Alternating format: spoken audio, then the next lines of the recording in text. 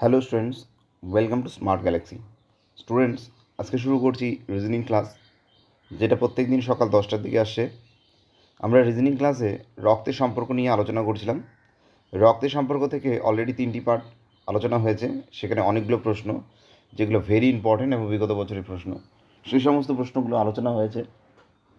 তোমাদের ডাব্লিউপি কেপির পরীক্ষার নিরিখে প্রশ্নগুলো সাজানো হয়েছে, যাতে তোমাদের প্রশ্নগুলো পরীক্ষায় কমন পড়ে।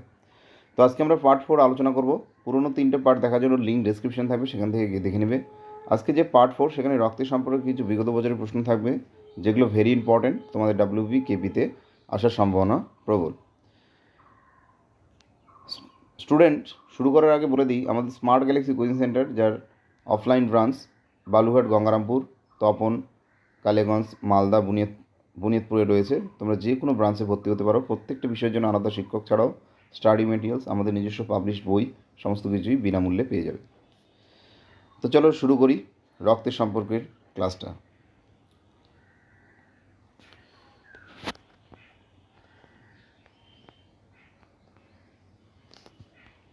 প্রথম প্রশ্ন দেখো, কিটি হলেন রমেনের স্ত্রী, দেব হলেন কিটির একমাত্র ভাই। ডলি যদি কিটির মেয়ে হয়, তবে দেব কিভাবে ডলির সাথে সম্পর্কিত? কিটি হলেন রমেনের স্ত্রী, তাহলে কিটি আর হচ্ছে রমেন, হাজব্যান্ড ওয়াইফ। কিটি আর রমেন হচ্ছে হাজব্যান্ড ওয়াইফ। দেব হলেন কিটির একমাত্র ভাই, দেব হলো কিটির ভাই, ঠিক আছে। ডলি যদি কিটির মেয়ে হয়, কিটির মেয়ে মানে রমেনের মেয়ে, তাহলে হলো ডলি। বলছে মেয়ে হয়, তবে দেব কীভাবে ডলির সাথে সম্পর্কিত? তাহলে কিটির যেহেতু মেয়ে, তাহলে দেব যেহেতু কিটির ভাই, তাহলে কী হবে? মামা হবে। সঠিক উত্তর হবে মামা। পরের প্রশ্ন দেখো,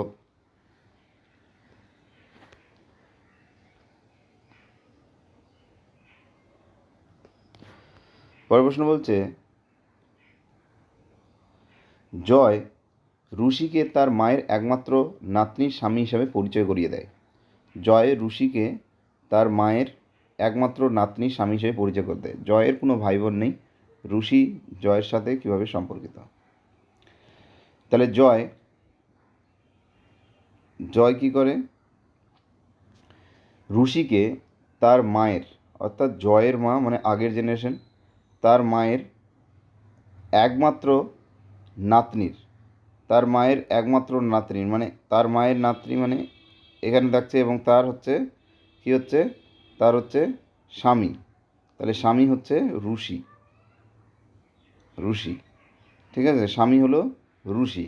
তাহলে যদি জয়ের মায়ের একমাত্র নাতনির স্বামী যদি ঋষি হয়, তার মানে জয়ের মেয়ে একমাত্র, তো তার মানে জয়ের মেয়ের হলো স্বামী, তাহলে জয়ের মেয়ের স্বামী মানে হলো জামাই।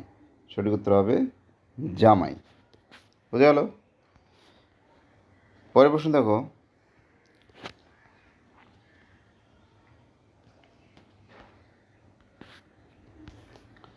এম এস এর সাথে বিয়ে করে।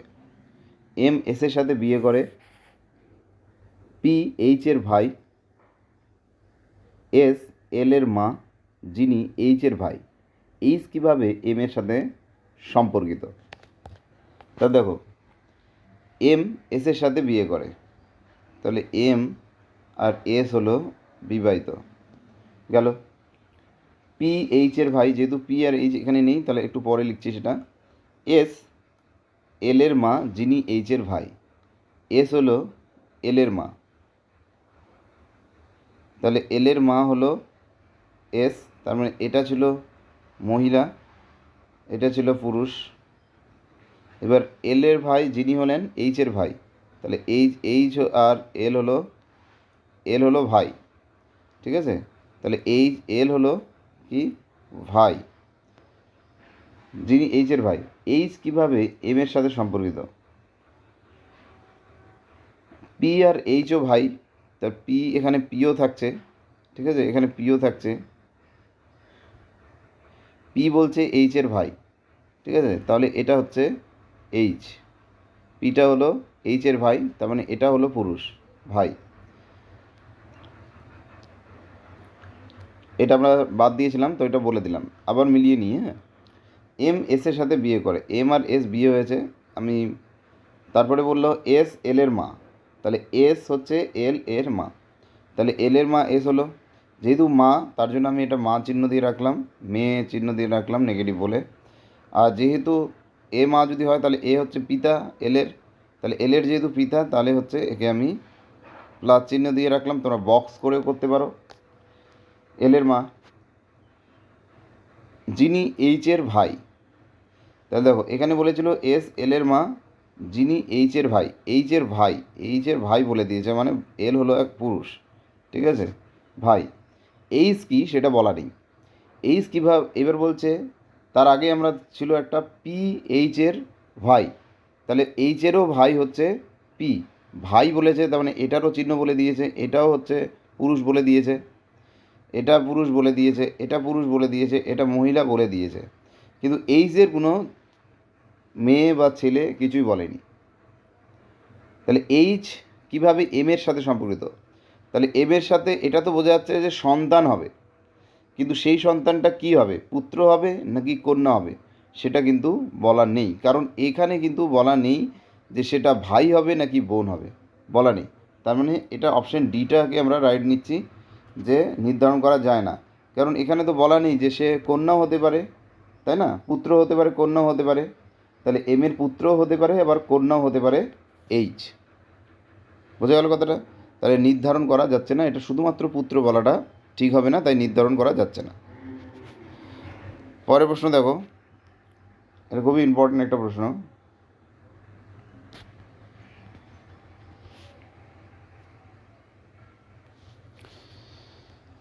এখানে অনেকগুলো বিষয় আছে, তাই ভালো করে একটু শুনবে। অজয় চারুল ভাই বোন, আমরা কোথা থেকে ধরবো এই জিনিসটা ইম্পর্টেন্ট হয়ে দাঁড়ায় অনেকের কাছে, তো এই জিনিসটা এখানে বোঝার চেষ্টা করো। অজয় চারুলের ভাই বোন, প্রশ্নটাকে ভালো করে পড়লেই বুঝতে পারবা। মনোজ ও দর্শন কৃপাল ও সোনার ছেলে, সোনা চারুলের মা, স্বপ্নীলের শাশুড়ি। দেখো তাহলে কোথায় গেল সোনা, ঠিক আছে, এখানে সোনার ছেলে ছিল, তার মানে চারুলের মা, তার মানে কী হচ্ছে যে চারুল সোনার চেয়েও নিচে থাকবে, অর্থাৎ পরের জেনারেশন হবে। নেহা নীতি নকুল, এরাও, এরা কি হচ্ছে মনোজের মেয়ে, তাহলে মনোজ উপরে থাকছে, তার মানে মনোজের মেয়ে, এরাও হচ্ছে পরের জেনারেশন থাকছে। অজয়ের একমাত্র দুটো বোন, তাহলে অজয় হলো অজয়ের একমাত্র দুটো বোন, ঠিক আছে, এরা। তাহলে দর্শনের কতজন সন্তান আছে, তাহলে আমরা এক এক করে এবার কথাগুলোর সাথে মিলিয়ে নিই, ঠিক আছে, কথাগুলোর সাথে মিলিয়ে নিই। কী বলেছে সবার প্রথমে, অজয় চারুলের ভাই বোন, এটা পরে আসি। মনোজ দর্শন কৃপাল ও সোনার ছেলে, তাহলে কৃপাল কে করলাম, কৃপাল আর হচ্ছে সোনার ছেলে হলো, সোনার ছেলে হলো কে, মনোজ আর দর্শন, তাহলে এদের ছেলে হলো মনোজ আর হচ্ছে দর্শন, মনোজ আর দর্শন। সোনা চারুলের মা, সোনা হলো চারুলের মা, স্বপ্নীলের শাশুড়ি, স্বপ্নীলের কি শাশুড়ি হচ্ছে।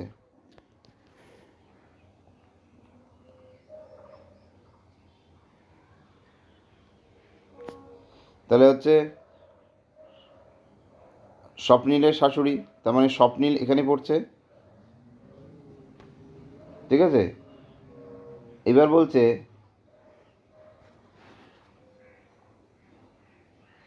স্বপ্নীলের শাশুড়ি, তার মানে হচ্ছে স্বপ্নীলের ছেলে অজয় ও চারুল ভাই বোন, তাহলে অজয় আর চারুল হচ্ছে এদের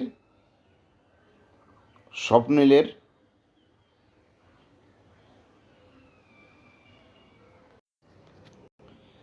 অজয় আর চারুল যেহেতু ভাই বোন, তার মানে এটা হলো স্বপ্নীলের ছেলে মেয়ে, স্বপ্নীলের। এবার মনোজের নেহা, নেহা নীতি আর হচ্ছে নকুল, তারা মনোজের মেয়ে, তাহলে অজয়ের একমাত্র, তাই সেটা হলো অজয়ের একমাত্র তুতো। তাহলে এবার দর্শনের কতজন সন্তান আছে? তাহলে স্বপ্নীল আর দর্শন যদি হাজব্যান্ড ওয়াইফ হয়, তাহলে অজয় আর চারুল দুজন সন্তান আছে। তার মানে সঠিক উত্তর হবে কতজন? দুইজন সন্তান আছে কার? দর্শনের। পরের কোশ্চেনটা তোমাদের জন্য থাকলো, এই প্রশ্নের উত্তর করবে তোমরা। একজন মহিলার দিকে ইঙ্গিত করে একজন লোক বলল, তার একমাত্র ভাইয়ের ছেলে আমার স্ত্রীর ভাই। ভদ্রমহিলা সেই লোকটির সাথে কীভাবে সম্পর্কিত?